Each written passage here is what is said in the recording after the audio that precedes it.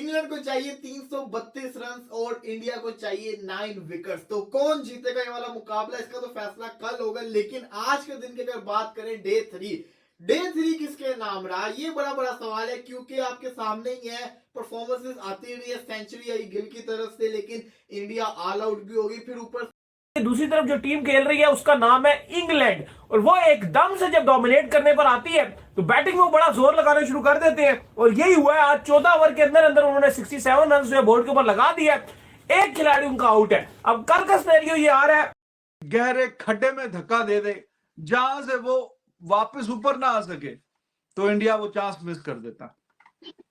यहाँ पे आखिरी जो 6 विकेटों पे 44 रन बने हैं, वो 80-90 रन बनते तो ऑलमोस्ट उसी गड्ढे में गिर जाता इंग्लैंड। लेकिन खैर अभी भी इंडिया जो है वो फेवरेट है यहाँ से। Creating history in test cricket 145 years की, कहना यही चाहिए कि डे 4 है, इंडियन बॉलिंग है, इंडियन कंडीशंस है, होता हुआ दिखता नहीं है, लेकिन दिमाग के कोने पे Bazball approach, possibility, uncertainty of the game वो जरूर आपके दिमाग में रहती है।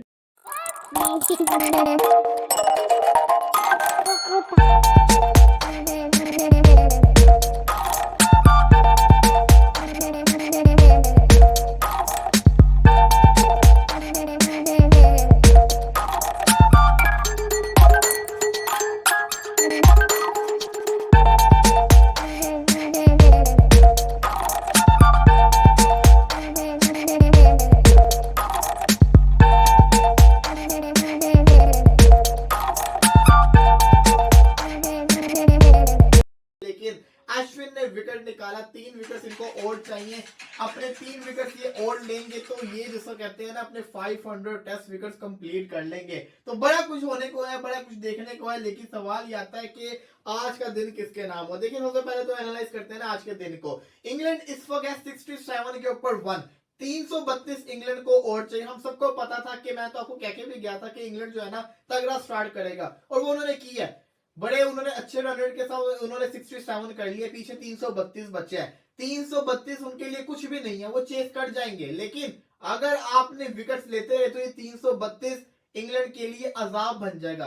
332 इंग्लैंड के लिए अजाब बन जाए, क्योंकि हमने इस टेस्ट सीरीज के अंदर देखा है इंग्लैंड के एकदम ही लाइन लगती है, एक आउट होता है, फिर दूसरा होता है, फिर तीसरा होता है, फिर चौथा हो जाता है। ये फिर मुश्किल से 250 ही कर पाते हैं। तो इंडिया को इस चीज को माइंड के अंदर रखना है कि अटैक करना, लाइट नहीं लेना। एक दिन होने जा रहा है, एक रोमांचक मुकाबला जो है देखने को मिलेगा, और एक कह लें कि पैसे वसूली मुकाबला देखने को मिलेगा। इंग्लैंड हार मानने को तैयार नहीं होता और इंडिया हारने के चाहता नहीं, और इंडिया ने एक पोजीशन ऐसी लगा दी है। और बुमराह इंडिया के फॉर्म में है, इंडिया के स्पिनर परफॉर्म कर रहे हैं। क्या हो रहा है कल? देखो आज पहले थोड़ा सा अगर बात कर लें, फिर आगे कल की तरफ भी जाते हैं कल क्या होगा। लेकिन थोड़ा सा आज ओवरव्यू अगर ले लें दिन का, कि भारतीय टीम ने जब दोबारा बैटिंग स्टार्ट की तो इंडिया की परफॉर्मेंस इतनी अच्छी देखने को नहीं मिली। वही बात हुई जो पिछले दिन में वन मैन शो था, उस दिन जायसवाल था, और आज शुभमन गिल की हीरोइक थी। और कहीं ना कहीं शुभमन गिल के ऊपर बहुत ज्यादा तंकीदें हो रही थी, उन पर क्रिटिसाइज हो रहा था। कहीं ना कहीं उन्होंने अपने नाकिदीन को, अपने क्रिटिक्स को जवाब दिया, और अपने बल्ले के साथ दिया, अपने मुंह के साथ नहीं, अपने बल्ले के साथ जवाब दिया। जहां पर इंडिया को सख्त किस्म की जरूरत थी बड़ी नौ की, वहां पे शुभमन गिल ने 2 छक्के और 11 चौकों की मदद से एक तारीखी 104 रन जड़े और साबित किया। 23 खेले 147 गेंदों पे 70 प्लस के स्ट्राइक रेट से। उनके अलावा किसी ने साथ नहीं निभाया। इवन जो उनका डिया रिव्यू उन्होंने लिया था, उन्होंने उसमें भी श्रेयस अय्यर को क्रेडिट दिया आज प्रेस कॉन्फ्रेंस। अभी तक बैटिंग की है तो 1 विकेट गिरा है, अश्विन ने विकेट लिया है। बाकी कल क्या होगा, कैसे होगा, कौन क्या करेगा, उस पर जरा डिटेल में बात करेंगे। ओपनिंग स्पेल में Bumrah was at its best the way he is usually, लेकिन उसके हिस्से की भी रन जो है वो मुकेश भाई दे रहे थे।